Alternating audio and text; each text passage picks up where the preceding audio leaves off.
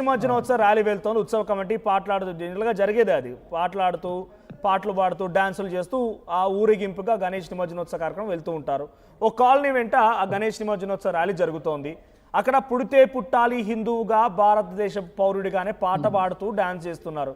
So అంతలోనే ఏం జరిగింది, ఎందుకు రాళ్ళు బట్టి కర్రలతో దాడి చేయాల్సి వచ్చింది, రాళ్లతో ఎందుకు దాడి చేశారు? చిన్న చిన్న పిల్లలు ఆ విజువల్స్లో నేను చూసాను ఇందాక.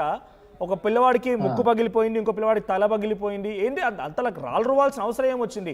ఇక్కడ కృష్ణారెడ్డి గారు చెప్తున్నట్టుగా ఒక మతానికి సంబంధించి పొగడితే ఉంది కానీ ఇంకొక మతానికి కించపరిచినట్టు ఎక్కడ లేదు కదా, అది దానికి దాడి చేయాల్సిన అవసరం ఏమొచ్చింది? అవునవును, అది కరెక్ట్ కాదు కానీ దాన్ని ఖచ్చితంగా మనం తీవ్రంగా ఖండించాలి. అది ఏ మతమైనా ఏ పాట అయినా మేము ఖచ్చితంగా దాన్ని తీవ్రంగా ఖండిస్తాం. ఎందుకంటే అక్కడ రాళ్ళు దాడి జరగడం అనేది మంచి పద్ధతి కాదు. నేను చెప్పేది ఏంటంటే అది మంచి పద్ధతి కాదు. దాన్ని ఇంకో రకంగా రాంగ్ డైరెక్షన్ తిప్పాలనే ఆలోచన ఏదో జరిగిందేమో తెలియదు కానీ ఆ పాట వేయటం వల్ల కూడా జరిగింది అన్నది మాత్రం కరెక్ట్ కాదండి. హిందువుగా పుట్టాలి, హిందువుగా బతకాలి పాట ఉంటుంది, విన్నాం, మేము కూడా విన్నాం. దానివల్ల కూడా జరిగిందని కాదు, అక్కడ మొత్తం మీద ఏదో లబ్ధి పొందాలి. అక్కడ గ్రౌండ్ లోకి వెళ్ళిన తర్వాత ఆర్టీవీ కూడా అక్కడ వారితో మాట్లాడిస్తూ ఉంటే వాళ్ళు ఏం చెప్తున్నారంటే, మమ్మల్ని రెచ్చగొట్టారు ఈ పాట పెట్టి. ఆ పాట పెట్టడం వల్ల రెచ్చగొట్టడం అవుతుందంటారా?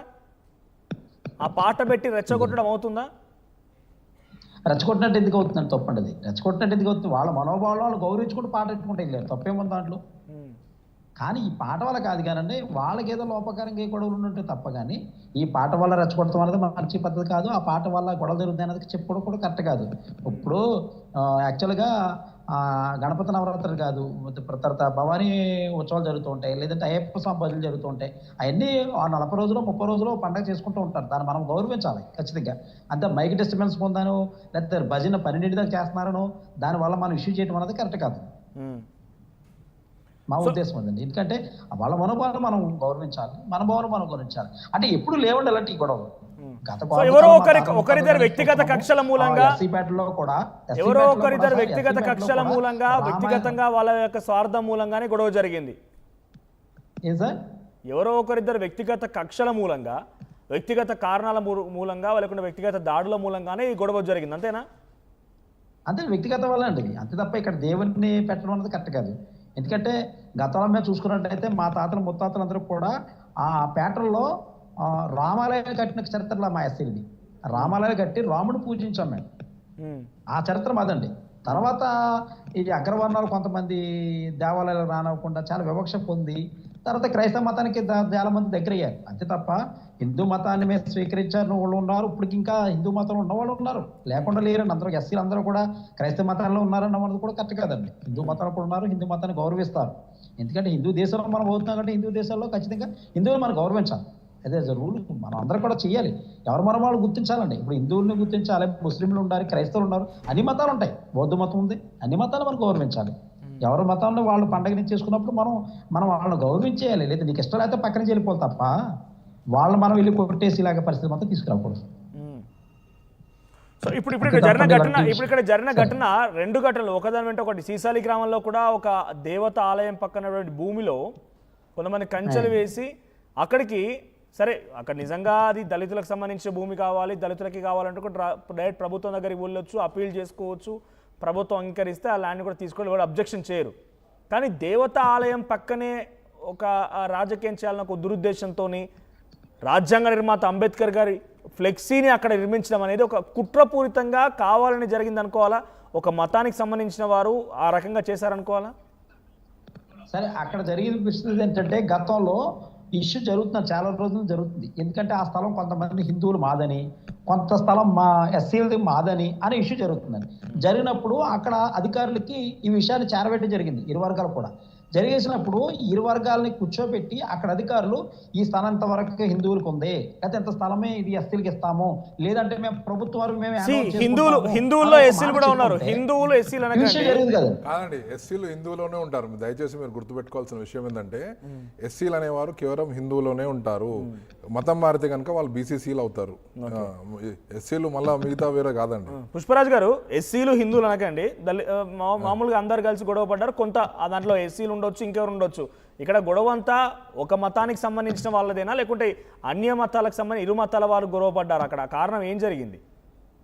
అంటే కారణం ఏంటంటే మేము మొత్తగా చెప్తున్నాం అందుకే అండి. ఇప్పుడు ఆ ప్లేస్ గవర్నమెంట్ అండి, అది ప్రభుత్వం స్థలం, అది హిందువులది కాదు, ఎస్సీలది కాదు, ప్రభుత్వం అది. సో మళ్ళీ మీరు అట్లా అనకండి, హిందువులని కాదు ఎస్సీలని కాదు అనకండి. సారీ పుష్పరాజు గారు, ఎస్సీలేమో మాదంటున్నారు. హిందువులు ఎస్సీలు అనకండి, ఎస్సీలు కూడా మా హిందువులే. ఓకే, ఎస్సీలను హిందువుల మతం మనం వేరంగా చూడాల్సిన అవసరం లేదు. సో ఒకే మతానికి సంబంధించి కొన్ని సామాజిక వర్గాల మధ్య గొడవ జరిగిందా లేదా మతాల మధ్య గొడవ జరిగిందా అక్కడ? ఇక్కడ మతాల మధ్య అని మేము అనుకుంటలేదండి. ఇక్కడ ఓకే, ఇది రాజకీయ లబ్ధి అండి. ఓకే, ఎవరు రాజకీయ లబ్ధి కోసం ప్రయత్నం చేసింది? ఎవరు రాజకీయ లబ్ధి కోసం? మీకు తెలియదేముందండి, పార్టీలన్నీ కూడా ఒక పార్టీ అన్ని కూడా కొంతమంది అన్ని పేటల్లోనూ లేదా అన్ని ఊర్లలో కూడా అన్ని రకాల సంబంధించిన పార్టీ నాయకులు ఉంటూ ఉంటారు.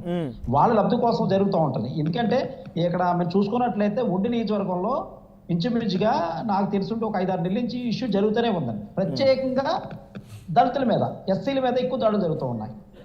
మరి దీనికి పురుష పెట్టలేకపోతుంది ప్రభుత్వం. మరి ఎందుకు పెట్టలేకపోతుంది ప్రభుత్వం? అక్కడ ఉన్న ఎమ్మెల్యే కానీ అక్కడ ఉన్న ప్రభుత్వం కానీ ఎస్సీల మీద ఎందుకు దాడులు చేస్తున్నారు, అసలు ఈ ప్రాబ్లం ఏంటి అని ఇప్పటి వరకు కూడా ప్రభుత్వం అధికారులు కానీ నాయకులు కానీ దాన్ని గుర్తించలేకపోతున్నారు. ఇల్లు కట్టుకున్న ఇల్లు ఎస్సీలకు సంబంధించిన ఎక్కువ సామాజిక ఇల్లు కూల్చివేస్తున్నారు. మరి వాళ్ళకి ఏమి రకంగా మీరు చూపిస్తున్నారు అని చెప్పంటే దానికి సమాధానం లేదు. ప్రత్యేకంగా ఏకంగా ఉండి నియోజకవర్గంలోనే ఎక్కువ జరుగుతుంది.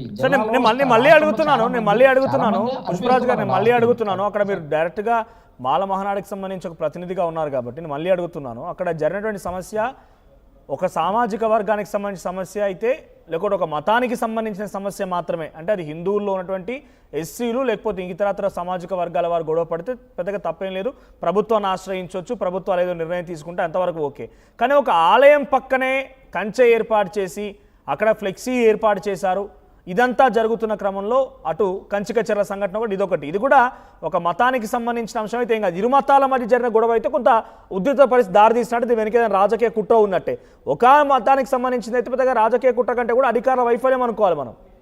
అధికారుల వైఫల్యం, 2 వర్గాలను చీల్చి లేకపోతే ఇంకేదో చేయాలని ఒక ఆలోచనతో అయితే ఆ రాజకీయ నాయకులు ఉంటారా?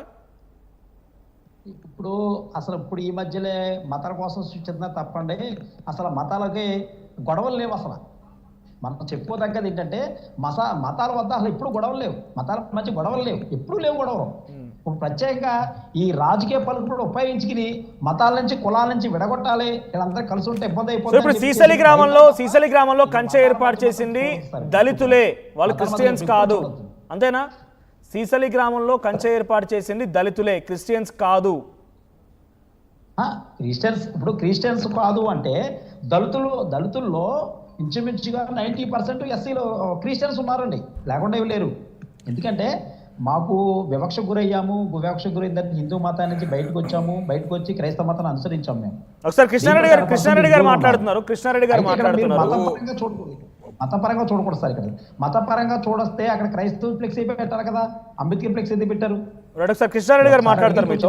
పుష్పరాజు గారు నిజంగా మతపరంగా చూస్తే మతపరంగా మీరు చూస్తే అక్కడ హిందూ దేవాలయం పక్కన పట్టుకెళ్ళి క్రైస్తవ యేసుప్రభు ఉన్న ఫ్లెక్సీ పెట్టాలి కదా, ఇక్కడ అంబేద్కర్ ఫ్లెక్సీ ఎందుకు పెట్టారు? అసలు మేము కూడా చెప్పింది ఏంటంటే, ఎస్సీలు కూడా చెప్పింది ఏంటంటే, ఏదైనా ఉంటే నాయకులతో కూర్చుని లేదా అధికారులతో కూర్చుని మాట్లాడుకుంటే తప్ప సో ఇప్పుడు ఇట్లాంటి విగ్రహాలు పుష్పరాజు గారు ఇట్లాంటి సెన్సిటివ్ అంశాలు ఉంటూ ఉంటే, పాడు చేద్దాం చెప్తున్నాం. సెన్సిటివ్ అంశాలు ఉంటాయి కాబట్టి అధికారులను ఆశ్రయించాలి, న్యాయస్థానం ఆశ్రయించాలి.